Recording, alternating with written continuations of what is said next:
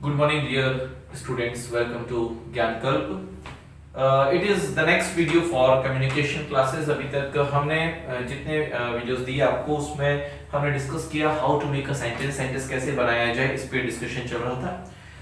सबसे पहले हमने देखा कि यदि आपको कोई एक सेंटेंस बनाना है तो टोटल आपको 5 चीजें लेनी पड़ेंगी, that is S V O P और T, subject, verb, object, place और टाइमिंग। हमने बात की कि यदि आप इन पांचों शब्दों को सिस्टमैटिकली अरेंज करते हैं तो आपके पास एक कंप्लीट और सही सेंटेंस तैयार होना शुरू हो जाएगा। मतलब जब तक कि ये 5 वर्ड्स नहीं हैं तब तक आप एक सेंटेंस तैयार नहीं कर सकते हैं। एक शॉर्ट इंट्रोडक्शन वर्ड्स के बारे में लिया। सबसे पहला है सब्जेक्ट और ऑब्जेक्ट।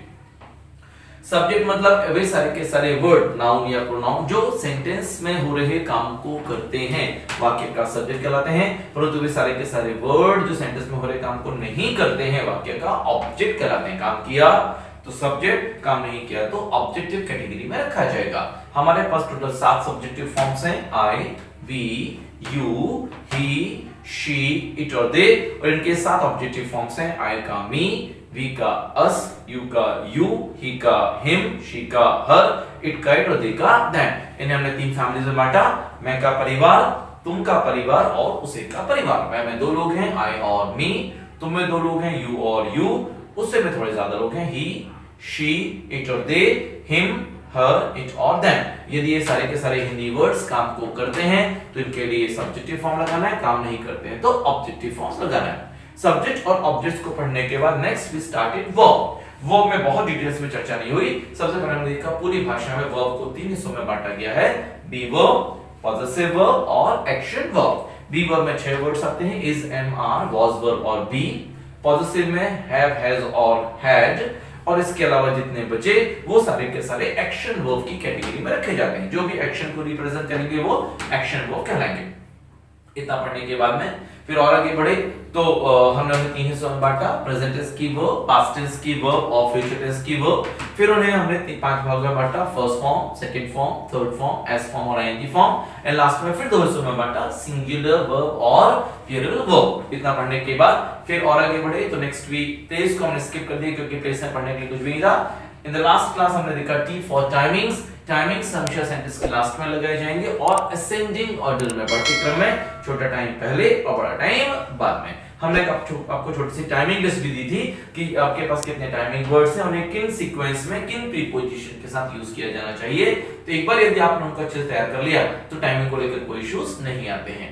इतना पढ़ने के बाद अब उन सारे वर्ड्स पे डिस्कशन करने के बाद में today we are starting the new topic that is imperative sentences.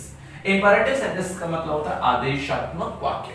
आदेशात्मक वाक्य से मतलब ऐसे सेंटेंसेस जिनका यूज ऑर्डर देने के लिए किया जाता है, आदेश, रिक्वेस्ट करने के लिए किया जाता है, एडवाइस, सजेशन देने के लिए किया जाता है, थ्रेटन, धमकी के लिए किया जाता है, उन सभी को इंपैरेटिव सेंटेंसेस की कैटेगरीज में रखा जाता है। इंपैरेटिव सेंटेंसेस भाषा को सीखने के लिए सबसे अच्छे सेंटेंसेस माने जाते हैं। क्यों? क्योंकि इन सेंटेंसेस को बनाने के लिए हमें किसी टेंस की जरूरत नहीं होती है। इंपैरेटिव सेंटेंस अभी की बात करता है, राइट नाउ की बात करता है, तो यहां पर हमारे पास कोई बड़ा इशू नहीं है। क्यों? क्योंकि कोई टेंस नहीं पढ़ना, अभी की बात करनी है, तो बिना टेंस पढ़े सेंटेंसेस बनाना सीखा जा सकता है with the help of imperative sentences. अब यदि इंपैरेटिव सेंटेंस की बात करें तो इंपैरेटिव सेंटेंस में सब्जेक्ट नहीं होते हैं, तो स्टार्टिंग कैसे करनी पड़ेगी? वर्ब से, और चूंकि कोई टेंस भी नहीं होता है तो जो वर्ब है वो किस फॉर्म में लगाई जाती है? फर्स्ट फॉर्म में। फिर ऑब्जेक्ट आता है, प्लेस आता है, टाइमिंग्स आता है। यदि आपको नेगेटिव सेंटेंसेस बनाने हैं तो शुरू में आपको एक डू नॉट लेना पड़ेगा और फिर वर्ब का फर्स्ट फॉर्म लगाना है, ऑब्जेक्ट, प्लेस और टाइमिंग्स लगाने हैं। दिन भर में हम जो भाषा बोलते हैं, हिंदी बोलते हैं, उसमें बहुत सारे छोटे छोटे इंपैरेटिव सेंटेंस बोलते हैं। तो यदि हमने एक बार इंपैरेटिव सेंटेंस बनाना सीख लिया तो 30% आपका काम खत्म हो गया। क्यों? क्योंकि 30% लैंग्वेज इंपैरेटिव सेंटेंस ही है। कमरा साफ कर दो, बैग ले जाओ, कॉपी अरेंज कर देना, दरवाजा बंद कर दो, टीवी बंद कर दो, पंखा चालू कर दो, मेरा मोबाइल मत छूना, मैसेज सेव कर लेना, पैसे जमा कर देना, वेरी कॉमन सेंटेंस। तो इस तरह के छोटे छोटे छोटे सेंटेंस जो आप बोलते हैं वो सब क्या कहलाते हैं? इंपैरेटिव सेंटेंसेस कहलाते हैं। नाउ हमने सबसे छोटे इंपैरेटिव सेंटेंस से शुरुआत करी। इससे पहला सेंटेंस है बनाया करो। अब आपके पास इतना ही सेंटेंस बनाया करो, ये भाषा का सबसे छोटा सेंटेंस है।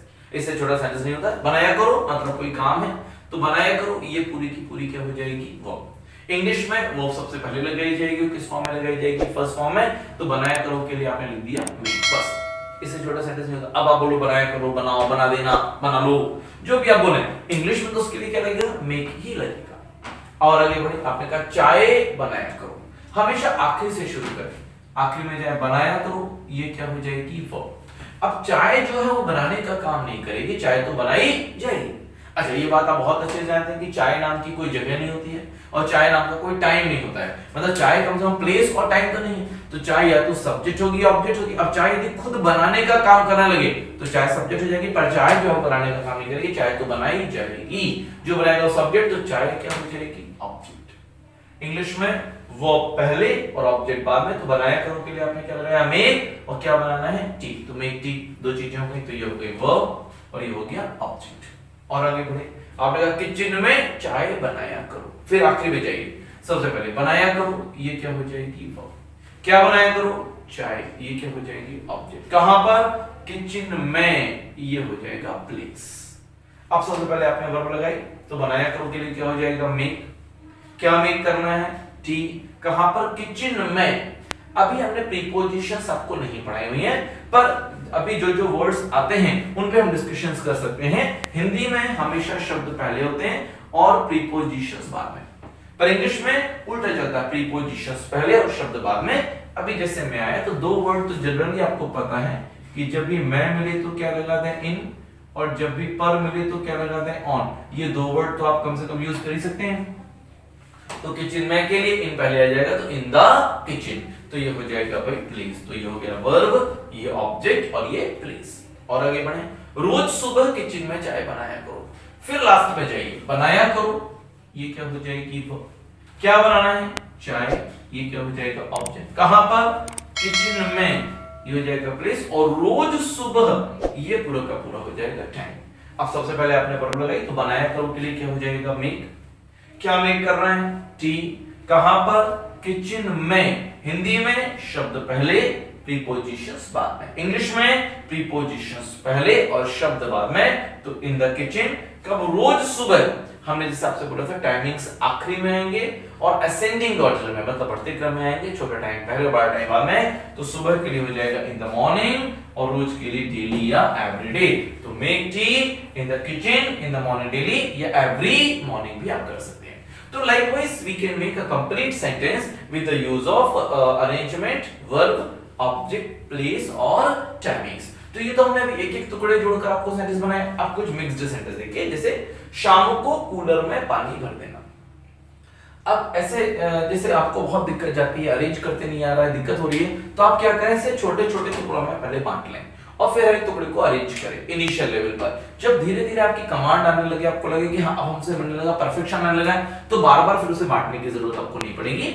जैसे आपने कहा शाम को कूलर में पानी भर देना, तो जैसे मैं आपको से छोटे छोटे टुकड़ों में बांटे, तो बांटने का कोई रूल नहीं होता, जैसा आप पढ़ते हैं वैसा बांटा जाता है। तो मैं बोलूं भाई रुक रुक के पढ़ो, तो कैसे रुकोगे, शाम को कूलर में पानी और भर देना।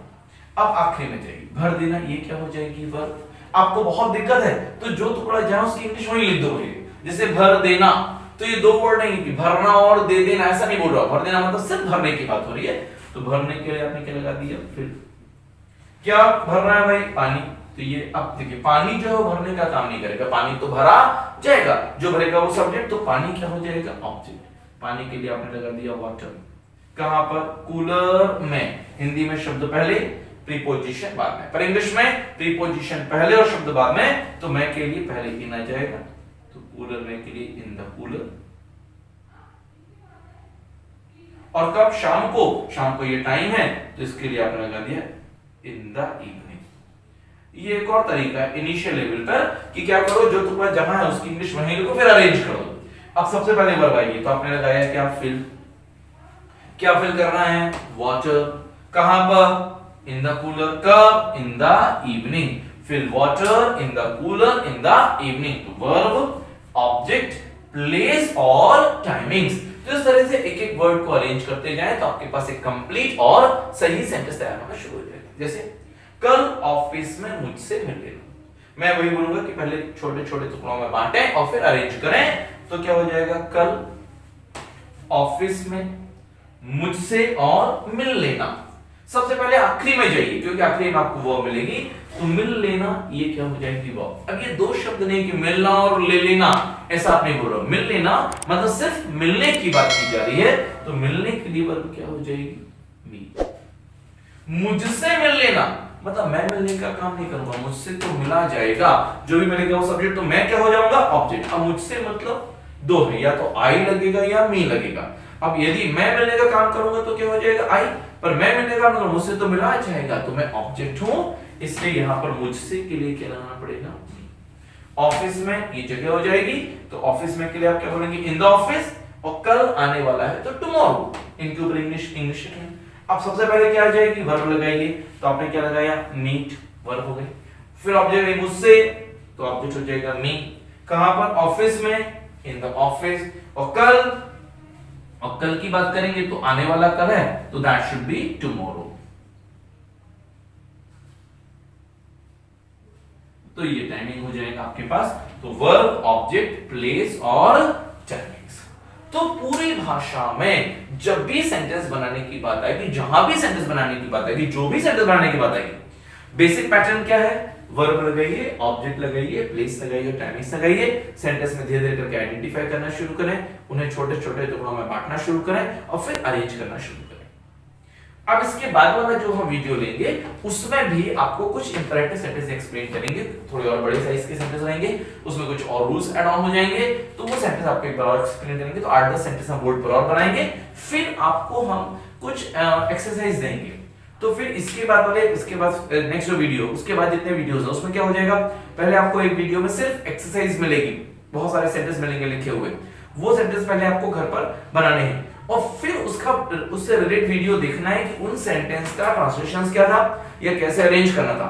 तो देखिए, जब तक आप खुद नहीं बनाएंगे तब तक आपका कॉन्फिडेंस डेवलप नहीं होगा कि आप बना सकते हैं। तो उसके लिए प्रोसेस क्या बनाई हुई है कि पहले हम आपको सेंटेंस बोर्ड पर देंगे, जैसे हमने 10 या 15 सेंटेंस बोर्ड पर लिख दिए और फिर वो वीडियो ही रोक दिया।